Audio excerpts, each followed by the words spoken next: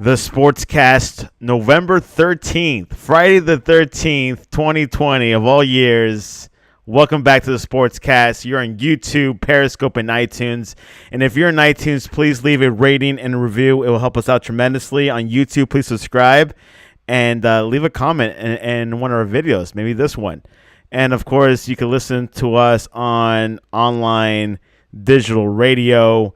You could listen to it on our website, thesportscast.net, or on the Sportscast app for iPhone. And if you haven't yet, please subscribe to our daily newsletter.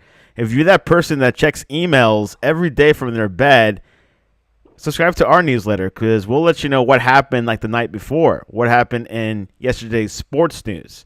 So, and we'll give you the latest. And what happened last night was the Colts taking over the AFC South. That's right. Phil Rivers is making it happen. And joining us all the way from upstate New York, a man that is seeing Liberty at number 22, Ryan Christa. You are back here at the Sportscast. Santiago, it's good to be back. Good to be talking some football after. Well, I thought it was going to be a better game to play for 4 quarters, and the Titans didn't really show up in the second half. But that's going to happen on Thursday night. That happens on Thursday night. It's funny because I had Ryan Tannehill on my fantasy, and he only gave me 12 points. It feels like it kind of feels like I can't start anyone whoever plays on Thursday Night Football. It's hit or miss because you sometimes, if your opponents are using a team that's not motivated or injury depleted, and you might hit it. But yeah, it's risky on Thursday nights because you really don't know what's going to happen. But it was a good matchup, and Phil Rivers had 308 yards. Ryan Christa, they're the best team in that division. Do you agree? What you see on paper? After last night, yeah, they play hard-nosed defense. When Phil Rivers doesn't make mistakes, that team is very tough to beat. The problem is they don't run the ball good enough right now consistently, so it's put on Phil Rivers. And then when that happens, he tends to take too many chances. Even last night, there was a couple of times, and shaking my head like, what was he thinking? As an experienced quarterback. But that's always kind of been his MO. That risk taker. So he's going to throw, make you a lot of plays, but he's also going to turn the ball over a lot. And that's ultimately what, drove him out of San Diego is that, the good play, the bad plays and turnovers are outweighing the good plays. And I think there is a sense that, he comes in a new place and he's going to make plays. And last night he made, he shredded that Tennessee defense, all game.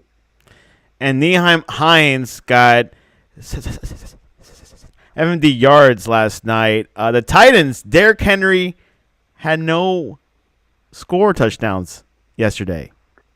What's going on with Tennessee? I don't even think he had a bad game. They just fell behind, and they could never really get in rhythm, especially the second half. First half, I thought, even if it was pretty consistent, but the second half, he made a couple of good runs, and then, they could throw the ball on first down, incomplete pass, and then that kind of throws you off. Once you miss that incomplete on first down, it puts you behind the chains, and you really got, and you really have to abandon that run until you get a first down. So I just really just saw, the rhythm of the second half. Because you watch that first drive of the game, the balance, keeping the Colts off balance, run pass, and it was easy, and then you thought, oh, wow, the Bengals going to run away with it. But they can never find that rhythm again. Can you see Tennessee regroup again and then be that force in the AFC again? Oh, yeah. There's definitely room for them. I think they definitely make the playoffs. This team is not bad. They're just not. They haven't really played up their expectations in the secondary, especially in defense. They're making a lot of mistakes, leaving a lot of people open.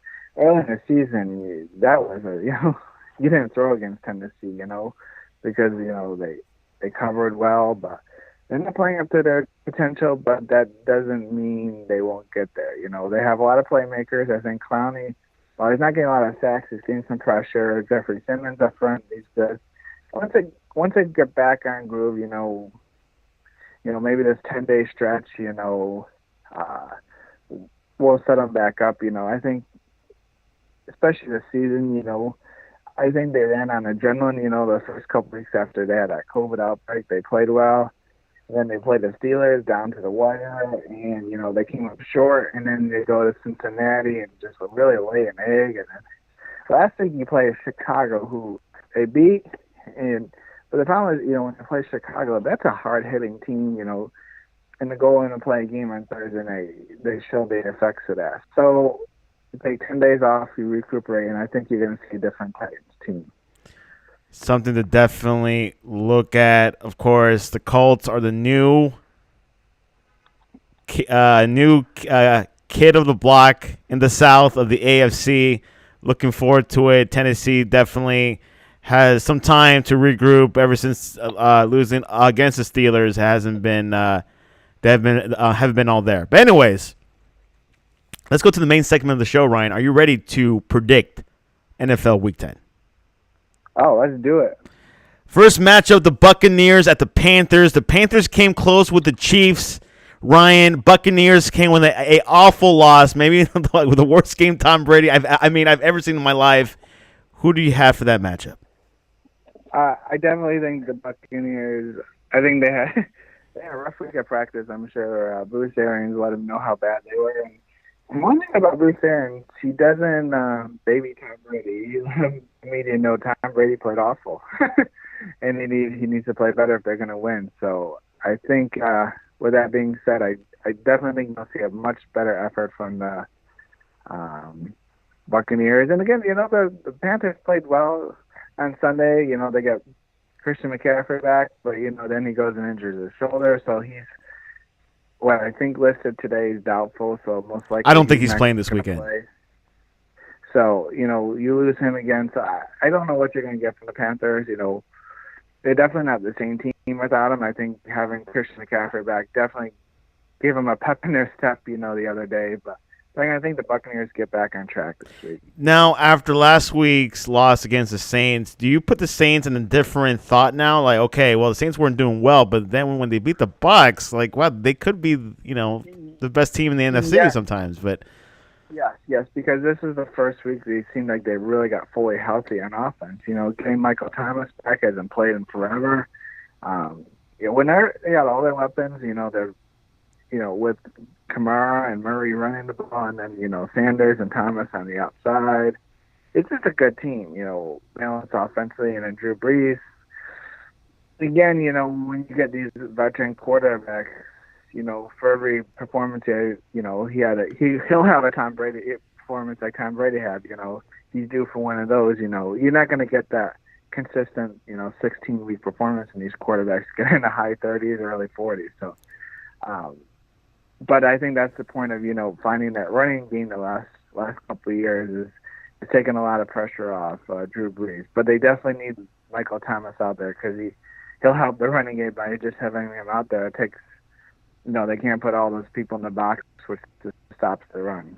Anyways, I hope my boy Scotty Miller has a great performance this weekend against Carolina. He's kind of lacking the last past 2 weeks. Anyways. Yeah. Well, goodness, I don't think anybody had a good performance. It was interesting, it's almost like you go back to Buccaneers. It seemed like they were trying to force that ball to Antonio Brown, now that he's back on the team. Yeah, that's the thing. I have him in my fantasy, Ryan. When should I start him, this weekend or next weekend? I like to see how they, I think the problem with the Buccaneers now, you're adding another passion wire. So, you got, when everybody's healthy, you got weapons. Is it too many? I don't know, because you're starting adding up. You got Gronk, you got Mike Evans, Chris Godwin, Antonio Brown, Cameron Brate. And then you got the running backs, Ronald Jones, Leonard Fournette. It's too much. Like, it's convoluted. It sounds good to have them all, but is that too many weapons? I don't know. We'll Ryan see. Christa, he is a coach, but not in football, but in basketball. But he sees these things. Anyways, next game, Ryan, we got the Texans, Houston Texans, huge win against Jacksonville, going against the Cleveland Browns with no OBJ. Interesting matchup. I'm thinking Cleveland. Ryan, what do you think? I agree with you. You know, the Browns are playing for something. The Texans, their season's over. Even though they got that win against Jacksonville, I think it's too little too late. There's still a lot of dysfunction in the organization. They had, a little PR nightmare, with a, an incident this week. It's, then the side, big picture story was, Houston sports, who would have thought the Houston Astros amid a cheating scandal are the most stable franchise in all of Houston. So, with all the dismay going on with the Rockets right now. So, the Browns, get Baker Mayfield back off the COVID list. I think, they find their balance and they win over the Texans. The Washington football team at the Detroit Lions, two terrible teams. One's 2-6, the other one is 3-5. They lost against the Giants last weekend. Yeah. With that, and then of course the Lions were blown out by the Vikings. So who's going to have redemption this weekend? Well, in Ford Field, we get to see Alex Smith making his first start in a very long time, which you're happy about. You're an Alex Smith fan, I've heard. To Haskins, I really thought by now they put him back in, but this kind of solidifies, I think, his days as a starter in Washington, might be over for Haskins. When you make a move like that, putting in a quarterback who I think was a nice story, frankly, didn't help their chances of winning last week, throwing 3 interceptions. But it's a nice story seeing Alex Smith start. But even though the Washington Football Club is 2-6, they still have everything to play with because the division is not very good. So it's a big game. The Lions are fading fast in their division. I don't see much hope for them. But I still think they're a better team than the Lions, so I think they do get the victory this week. Matt Patricia, what do you think is going to happen to him? I don't think he's long for coaching the Lions. Okay. But you picked the Lions to win this matchup, right? Yeah, I think they've been patient with them. Maybe COVID year they don't want to fire anybody, but I just they're not making strides. They're kind of just stuck in mediocrity or below mediocrity. So I think they got to make a move. But I don't want to hire or fire coaches. I'm just kind of just seeing what I see. The Packers go against the Jags. Aaron Rodgers put up an amazing show last week against the 49ers. Jacksonville had a good showing with Luton, had a 72-yard pass to DJ Shark, great fantasy guy. I guess the obvious is the obvious. Yeah, and the obvious is that the Packers will win this game pretty easily. So definitely going to go with them to win by at least 3 scores, I think. The Jaguars are going the wrong direction. And the coach, I don't see long for coaching their organization because I think, they're going to draft high, and I think they're going to draft the quarterback. And I think when you draft the quarterback that high, it's good to start with a new coach, so they can grow together. What do you think about Jake Luton, a Oregon State alum? Had a good showing last week, but he lost the game. But what do you think about this quarterback? Potential or not really? I don't think he's a potential starter, a long-term starter. I think he's a guy who's shown. I think, in the end, they draft a quarterback, but who is going to be your veteran long-term backup quarterback? Is it going to be Minshew or is it going to be Luton? I think that's really what the Jaguars organization is kind of dealing with right now. Yeah, I don't think either one of them is your long-term starter. I mean, this franchise is basically, with the moves they made, is trying to not be competitive. I think, the hope was, that they'd be able to get a high draft. And I know everybody talks about Trevor Lawrence, but there's other good quarterbacks, too, in this draft, with Fields and Wilson from BYU. You're going to find a winner out there. So, like I said, I don't think their starter next year is either one of those two quarterbacks. Next game, Eagles at the Giants, NFC East championship game. No, sorry, NFC East divisional game, not championship game, but could be a championship game. We'll Last week the Giants won. Eagles, I don't know what happened last week with the Eagles, but they're playing in MetLife. Ryan, what does your heart tell you? I think the Giants get this. They played like a couple weeks ago on a Thursday night in Philadelphia, and Eagles had a really good game. The one thing about the two teams is they always play competitive games, not just against each other, but against everybody in the league. They don't blow anybody out. They don't get blown out. Interesting, isn't it? The level of their competition. So, with that saying, I think it'll be a good game. But I think the Giants being home, I know there's no home field advantage, but with no one there. Victory. Daniel Jones, Danny Dimes, a man that has a lot of faith in the Giants organization and fan base, but not the other team in New York. But we'll talk about that a little bit later. I think that Giants are hoping that the Jets pull out a victory here so they can. Ryan, you're sounding a bit muffled. I don't know if you can fix that on your end. Oh, sorry. Is that better? Much better. Wow, it's like eating a good taco in Mexico rather than Taco Bell. Anyways, okay. Bills at the Cardinals. Josh Allen versus Kyler Murray. Ryan, Christa. Cardinals had a huge loss last week with Miami, and the Bills they had a good. They've been having a couple weeks. This is a good matchup. It'll be played in Phoenix in Maricopa County. Yes, it'll be. I think it'll be a back and forth matchup. Two good offenses, two defenses that aren't bad, but they're not good. So I think it'll be a game in the 30s. But I mean, maybe it's a look on me. I think Josh Allen and the Bills pulled this out. Bills pulled out. Now, you're near Buffalo. What are you hearing in that area? Are you hearing, wow, this is a Super Bowl team, or this is AFC championship team? Like, what have you been hearing? We're just enjoying the ride, enjoying, team that's quality, that plays well, and it's fun to watch. Like last week, they go on, they don't just beat the Seahawks, they outscore the Seahawks.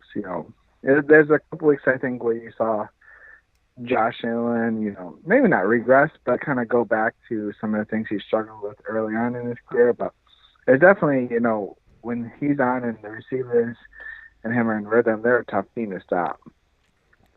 Let's go to the game of the week, or game of Sunday, that Ryan Christa will be watching. The Broncos at the Raiders. The Broncos could have came back against the Falcons, but didn't pull through. And, of course, John Gruden is 3-11 all-time against the Broncos. Are you feeling good about this game?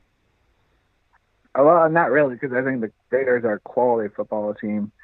Solid on both sides of the ball. Derek Carr's having a fantastic season. It's going to take a four-quarter effort. The time the Broncos last couple weeks is that they fall behind, in the third quarter.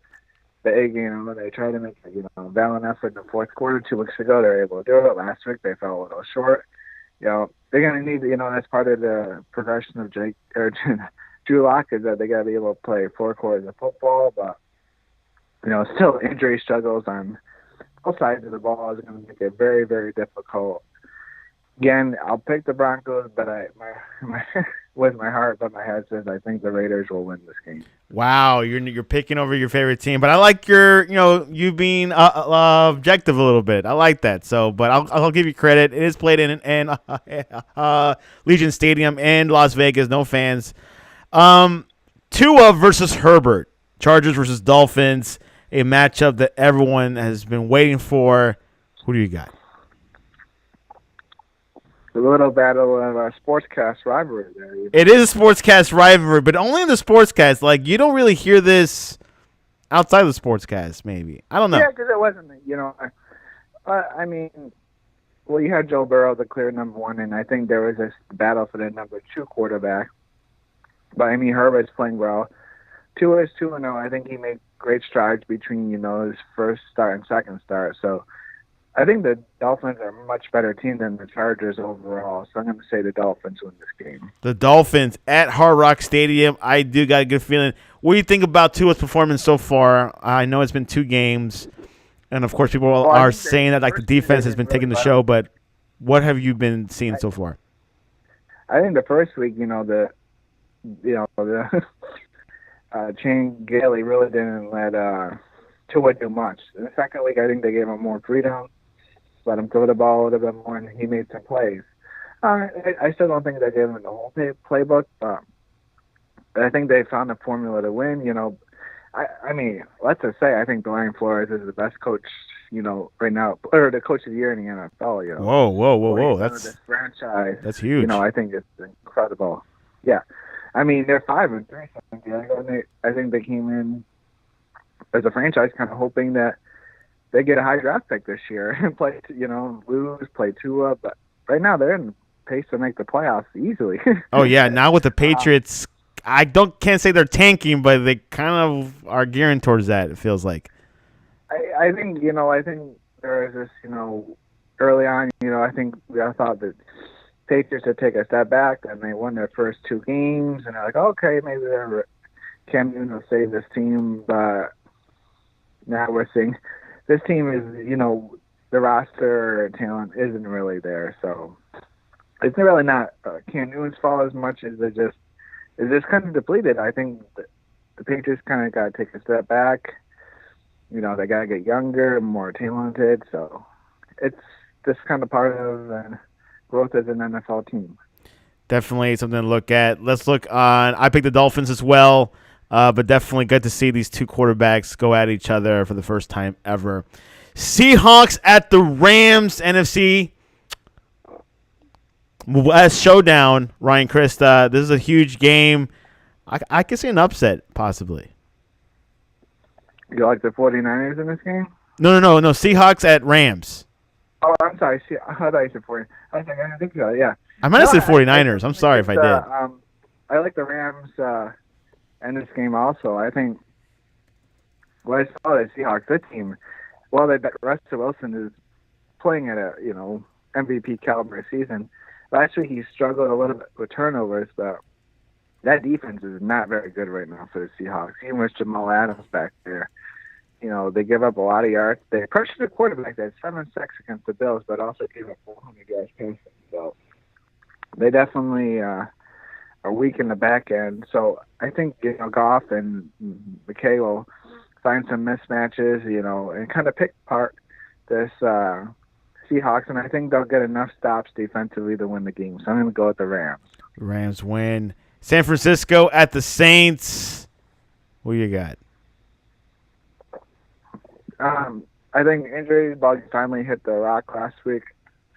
49ers, they're just injury depleted. I don't think they're going to put up much of a fight against the Saints. I think they'll be competitive. More competitive they were against the Packers, but I'm going to say the Saints win by about 10 points. Saints win by 10 points. Let's do it. Bengals at the Steelers, a Steelers team with no Roethlisberger. As we know, I think word out of Pittsburgh is that they kind of expect him to play because they should be able to pass protocol, as long as he keeps on getting negative tests tomorrow, and that would make him be eligible. Correct. Yes, he does. He could make it on Sunday to play against the Bengals. I think, a word out of Pittsburgh, I think, is that hearing that he should play unless something changes. And that means that he hasn't practiced all week, but when you're a veteran like that, you should be okay. I think as long as they don't have a letdown, as you kind of saw against the Cowboys, it's hard to get up every day, but I think, Mike Tomlin gave them a wake-up call this week. No matter who plays, Roethlisberger or Mason Rudolph, I think they win. But I look for Joe Burrow to put on another show, kind of get his name out there. But I'm going to go with the Steelers winning the game in the end. Oh, you're not going to give the Bengals the benefit of the doubt. Steelers they're a tough team to beat, Santiago. They're looking good, aren't they? Are they the best team in the AFC, you think?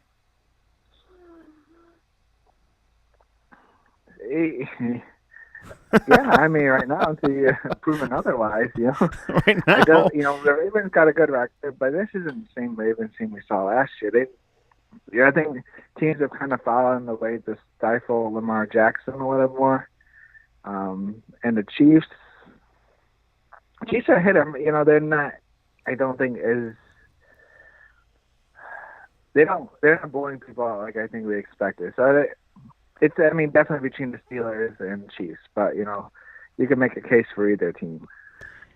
Speaking about the devil, Ravens at the Patriots. The Patriots narrowly defeated the Jets on Monday night and hope to carry some momentum into their game against the Ravens. Baltimore's itching to stay on track in a bid for the AFC North title. Who do you got for Sunday Night Football on NBC and Gillette Stadium with no fans for the rest of the season? This is a do or die for the Patriots. They got to keep their season alive. They escaped against the Jets, but I mean, I really think the Ravens need a coming out party and being on national TV on Sunday night. That could definitely be the side of that. So I'm going to say the Ravens win this game. Oh, man. I thought you were going to push for the Patriots.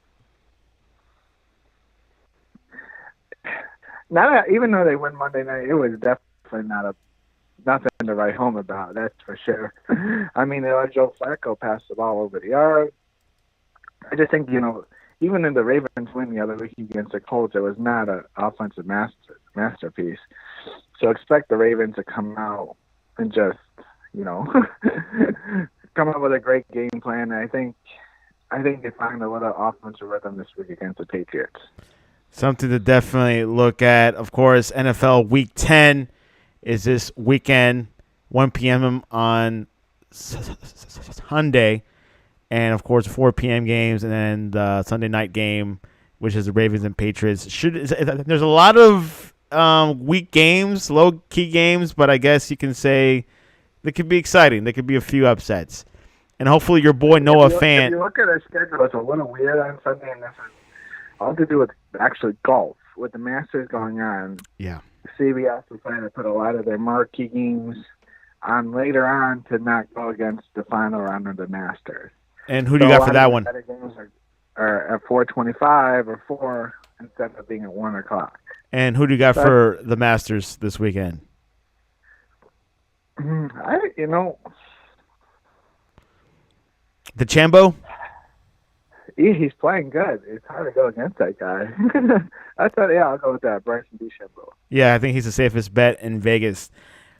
Random question of yesterday. Today there was no poll question. What is the best topping for pizza? The choices are pepperoni, sausage, mushrooms, or pineapple. I'll be traditional, go with pepperoni. Pepperoni, I like that. That is the safest bet. And college football prediction for tonight, FAU at FIU. Oh, the Shula Bowl, Santiago, your hometown bowl. It's amazing both of these teams are able to play. It seems like every week those teams get canceled. They could get canceled in a minute by now. Taggart and FAU Owls. But, I mean, before we sign off here, I mean, we'd be remiss not to give a little love to our Liberty Flames. Kind of crazy year, 7-0, 2 ACC wins, probably go to 8-0 after a win tomorrow against Western Carolina, with heading in huge showdown next Saturday night in Raleigh, North Carolina against the North Carolina State Wolfpack. Coach Hugh Freeze got a multi-year extension that pays him upwards of $3 million for a group of 5 team. That's huge. Will be enough to hold off the SEC suitors. We'll see. It's kind of the pros, the cons of having a great year that, coaches being highly sought after. But anyways, you can't take these victories, these moments away. As alumni, it's awesome to see this team go out there and, show so well for themselves. Exactly. Liberty is 22nd in the country, and they're doing well. Maybe it's a COVID lucky season. We don't know, but Freeze is the real deal. Got a contract extension this weekend. And, of course, college football is going to be interesting this weekend because there's going to be a whole lot of games being postponed. And, of course, LSU Bama was postponed. We're up at 13 games as we speak, Friday afternoon. And counting. Yeah, and I expect to be, I think, one, if not two more Pac-12. I mean, Pac-12 is just in a really tough shape. I know it's like the protocols are pretty stringent. Yeah, and it's between that and then there's no wiggle room. Uh, you know, it is the name of the game in 2020. I think, there's, if anything, we to get to the finish line, we got to push it back just a little bit. Does that mean the country as a whole is going to be better in a month? I don't know, but you at least got to give yourself a fighting chance. And right now, with 13 games and counting being canceled, it's tough to imagine right now under current conditions to be able to finish the season. Not saying I'm not believing in that, but it's tough. It's tough, and we need to finish this show. Ryan, what is the best way to reach you online to talk to you about the 13 games being canceled? Mad Dog Report 18. Looking for, there's still, quality games. I'll finish off my last thought. Obviously being a Liberty alum, that's, I'm a huge supporter of that, but my lifelong team, the Florida Gators, after a big win against the Georgia Bulldogs this week, played the Arkansas Razorbacks, who are led by quarterback Felipe Franks, who only, 13 months ago was the Florida Gators starting quarterback before a gruesome, leg injury took his season away, and then took Kyle Trask, who hasn't looked back since. But it'll be interesting to see, Felipe putting on an opposite team uniform in Gainesville after, really 4 years, being the quarterback and for the Gators. So interesting sight to behold tomorrow night. It's going to be a Gators fan this season. You can reach us on the Sportscast at thesportscast.net or on Twitter at thesportscast1 for the latest and greatest. Follow our Twitter because we have a lot of late-breaking news. Sign up for our newsletter, our daily Sportscast newsletter. If you're that person that does not rely on ESPN SportsCenter or on an ESPN app, you could use our email. Go right to our inbox. And ESPN is laying people off. We're hiring people. That's exactly. They just laid off 300 people this past week, so things are not looking good for them. And, of course, download our app, the Sportscast app, and for the latest and greatest, any push notification on that. And then, of course, we got college football games this weekend, Wisconsin, Michigan, all that. Anyways, we don't have time. Ryan, Christa, it's great to have you again. I know we've been having issues getting you via the show, but we're trying to get you and Jordan and the Lugo together. But hopefully that will happen soon. Let's do that. Maybe before another Gators game here, we can as we get towards the end of the season. And so because he is a Florida fan, but you're not a Jacksonville Jaguar fan, but you're very familiar with Jacksonville, so. Yeah. Anyways, Ryan, I got to go pay some bills. I don't know about you, but you got to finish that taco. All right. Sounds good, Santiago. We'll catch up later, and God bless everyone. Ciao.